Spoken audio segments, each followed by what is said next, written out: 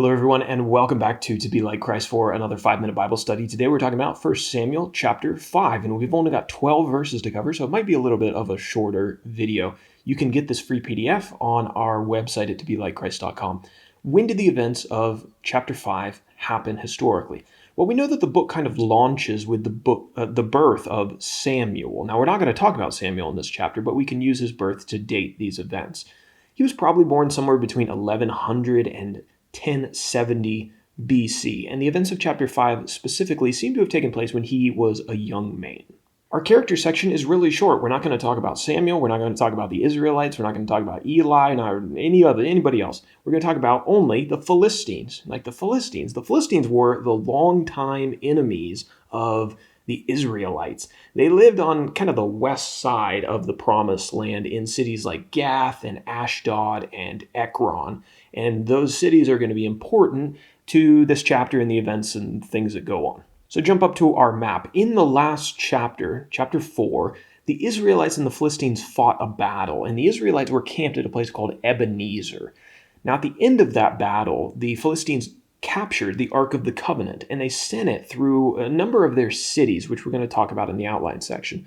The first one they sent it to was Ashdod. Then they sent it to Gath, and then they sent it to Ekron, and all of those cities you'll see over close to the Mediterranean Sea on the map. In terms of our outline, I've got everything under one heading, verses 1 through 12, the Ark of the Covenant in the hands of the Philistines. So I just mentioned it, but for the sake of reminder, in the last chapter, the Philistines fought with the Israelites, and the Philistines were victorious.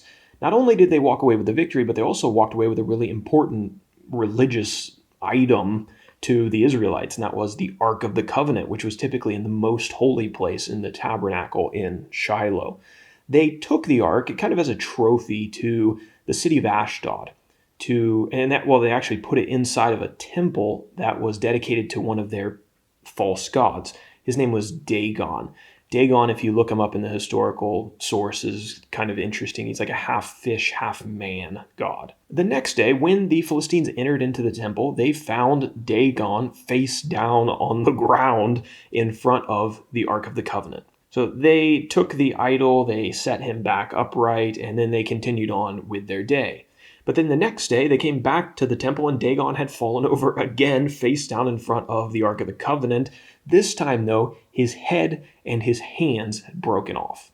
Obviously, this was the doing of God, and in addition to destroying their idol, God also afflicted the people of Ashdod with a feeling of fear, of trouble, and he afflicted them with tumors, is what the text tells us. Now, if you look at some other information on this, many people suggest, including I think the Jewish rabbis, suggest this was something like hemorrhoids or like a bubonic plague. Right? So tumors, I think that translation typically leads our mind to something like cancer, but probably in this case it is something else. As you might imagine, the men of Ashdod wanted the Ark of the Covenant out of their city, and so the lords of the Philistines decided that they were going to send it to another city, Gath. But when it arrived, the same thing happened. God afflicted the people of Gath with this sense of panic, and they also developed the tumors. The men of Gath sent the ark to another city, to Ekron, but the inhabitants of Ekron didn't want it. I'm shocked. So the lords of the Philistines got together again, and they decided they were just going to send the thing back to Israel. And so that is where the chapter ends, and we'll pick up on the story in chapter 6. And now finally for our application section. I think this one is an encouraging one. It's one that we learn from the combination of chapter 4 and chapter 5. We need to do everything in our power not to make God look bad by doing things that would cause people to dismiss him or to reject him. That said, there will be times when we mess up, when our sins and our hypocrisy are on display for people to observe and to remember. But know this, God's glory and God's good name are not dependent on his people. God can change people's perception of him even when his people represent him poorly. The Philistines may have looked down on the God of Israel after they defeated his people and took his Ark of the Covenant captive, but it didn't take very long for God to show his strength and to begin to change their mind.